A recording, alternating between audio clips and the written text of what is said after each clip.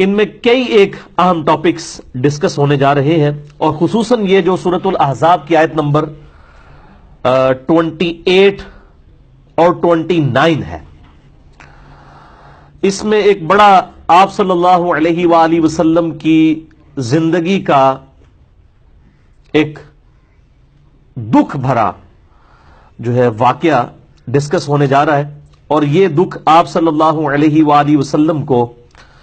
آپ کی بیویوں کی وجہ سے پہنچا، اور اس میں بھی خصوصاً سیدہ عائشہ اور سیدہ حفصہ رضی اللہ تعالی عنہما وعلیہم السلام۔ آپ صلی اللہ علیہ وآلہ وسلم کی ان دو بیویوں کی وجہ سے بالخصوص اور باقی ازواج مطہرات کی وجہ سے بالعموم آپ صلی اللہ علیہ وآلہ وسلم کو سخت دلی صدمہ پہنچا۔ کا بڑا اہم ترین واقعہ ہے، اور اس کی امپورٹنس کا اندازہ آپ اس چیز سے لگائیں کہ اللہ تعالیٰ نے اس واقعے کو قرآن میں ڈسکس کیا ہے۔ احادیث میں تو اس کی ڈیٹیلز آئیں، لیکن اس کا بلو پرنٹ، ابتدائی خاکہ قرآن کے اندر من و ان اسی طریقے سے موجود ہے، اور یہ بڑا حیران کن معاملہ ہے کہ اللہ تعالیٰ نے اپنے محبوب صلی اللہ علیہ وآلہ وسلم کی عزت اور توقیر کی خاطر بالکل اس چیز کا خیال نہیں کیا کہ آپ کی بیویاں قیامت تک ڈسکس ہوں گی، اس حوالے سے کہ جو انہوں نے نبی صلی اللہ علیہ وآلہ وسلم کے ساتھ اس طریقے سے زبان کے معاملے میں احتیاط نہیں کی۔ اللہ تعالیٰ نے اس چیز کا خیال نہیں فرمایا، کیونکہ آپ صلی اللہ علیہ وآلہ وسلم امت کے لیے رول ماڈل ہیں۔ آپ صلی اللہ علیہ وآلہ وسلم کی بیویاں امت کی عورتوں کے لیے رول ماڈل ہیں۔ آپ صلی اللہ علیہ وآلہ وسلم کی بیٹیاں امت کی عورتوں کے لیے رول ماڈل ہیں، لہٰذا وہ اسی طریقے سے ڈسکس ہوں گی اور قیامت تک ڈسکس ہوں گی۔ لیکن ہمارے ہاں آپ کو پتا ہے کہ خاص مکتبہ فکر ہے جن کو بچپن سے یہ پٹی پڑھا دی گئی ہے کہ آپ نے کوئی بھی بات اس طریقے سے کی جس میں انبیاء کرام علیہ السلام یا صحابہ کرام علیہ رضوان یا امہات المومنین کے بارے میں جو اللہ تعالیٰ نے قرآن حکیم میں ڈسکشن کی ہے، ان کی کمزوریوں کے بارے میں اس کو ڈسکس کرنا گستاخی شمار کیا جائے گا۔ میرا خیال ہے یہ عقیدہ پروپیگیٹ کرنا اور اس کو بیان کرنا بذات خود ہی کفر کے کیٹیگری میں لے جائے گا، کیونکہ are you trying to teach your god, کیا اپنے خدا کو آپ یہ ٹیچ کرنا چاہتے ہیں کہ قرآن حکیم میں یہ آیات کیوں نازل فرمائی؟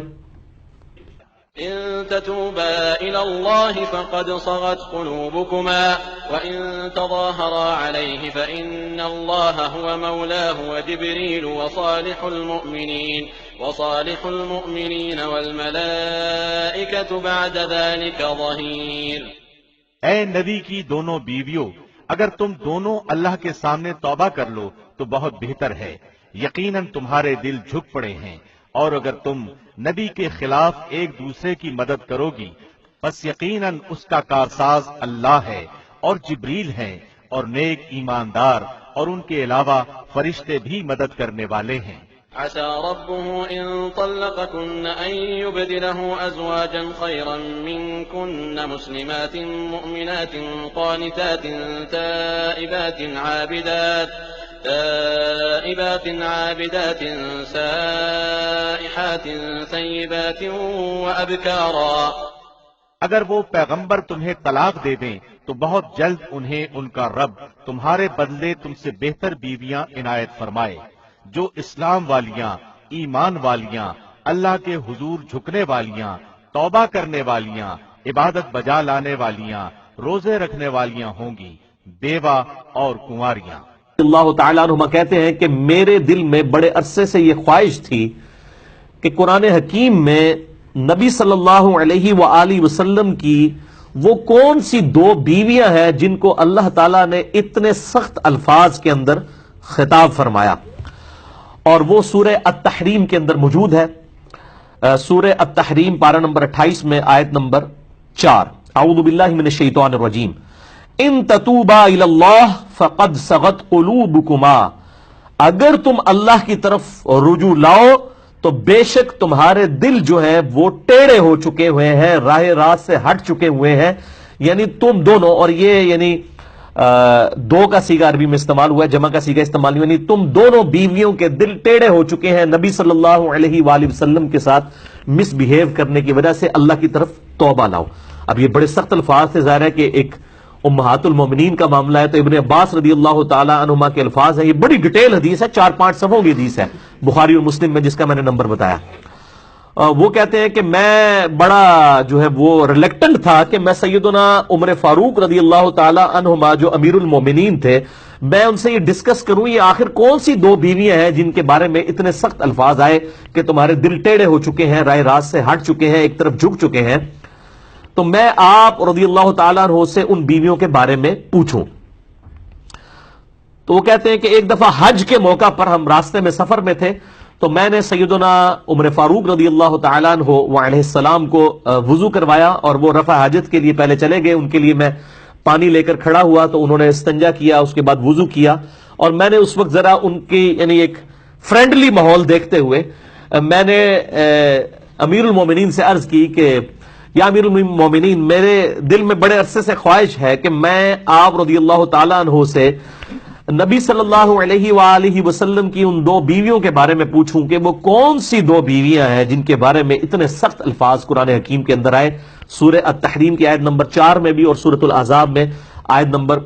28 کے اندر، وہ ہم بعد میں آیات پڑھیں گے تو آپ کو اندازہ ہوگا کہ کتنے سخت الفاظ اللہ تعالیٰ نے جو ہے اس حوالے سے نازل فرمائے۔ تو سیدنا عمر فاروق رضی اللہ تعالیٰ عنہ نے کوئی اس میں لحاظ، کوئی گستاخی نہیں سمجھی، انہوں نے سیدھا کہا کہ عائشہ اور حفصہ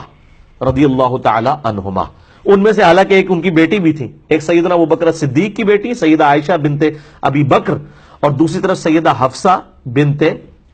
عمر